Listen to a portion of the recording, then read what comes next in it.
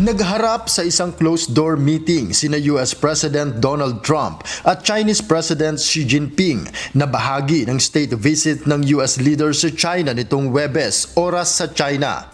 Dito nagkaroon ang dalawa ng talakayan kaugnay ng kalakalan, ang giyera sa Iran at ang issue patungkol sa bansang Taiwan. Matapos ang meeting, ipinahayag ni President Xi ang kanyang pagsang-ayon sa Make America Great Again na political slogan ni President Trump. Sa kanyang talumpati, ang adhikaing ito aniya ng US leader ay lumalapat sa kampanya ng China na Great Rejuvenation. Kaya positibo ang Chinese leader na mayroong punto ng pagkakaunawaan para sa magkasabay na pag-unlad ng dalawang bansa at mga iba pang nasyon sa buong mundo.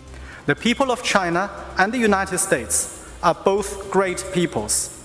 Achieving the great rejuvenation of the Chinese nation and making America great again can go hand in hand. We can help each other succeed and advance the well-being of the whole world. Kaugnay naman ng Taiwan, nauna nang binalaan ni Xi si Trump na ang issue ay sensitibo na kung hindi matatalakay ng maayos ay tiyak na mauuwi sa kanilang hidwaan.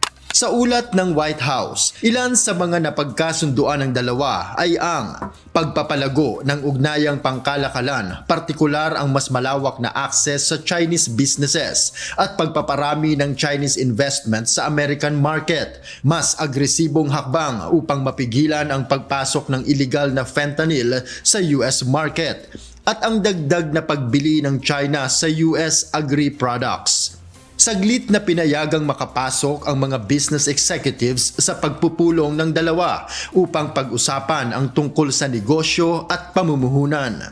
Ayon sa White House, kapwa sumang-ayon ang dalawang leader na panatilihing bukas ang Strait of Hormuz para sa malayang pagdaloy ng langis. Tutol din ang China sa paniningil ng buwis at militarisasyon sa strait, at sinabi rin ni President Xi na bibili ang China ng US oil upang mabawasan ang kanilang dependence sa Hormuz Strait. Kapwa rin tutol ang dalawang leader sa pagkakaroon ng armas nuklear ang Iran.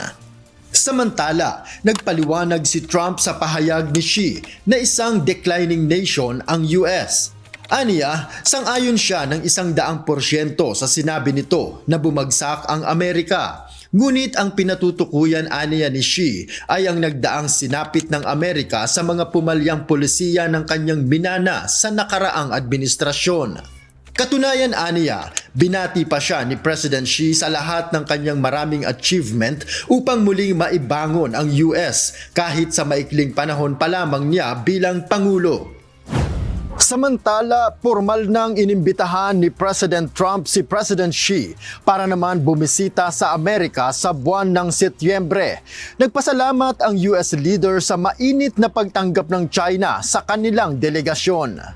Umaasa si President Trump na mananatiling espesyal ang relasyon sa pagitan ng Amerika at China sa kabila ng mga issue.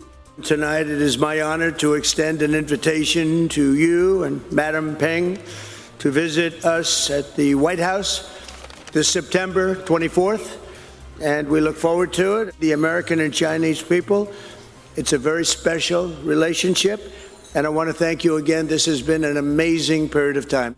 Noel Polyarco, UNTV News and Rescue. Diyos ang aming sandigan, serbisyo publiko ang aming pinahahalagahan.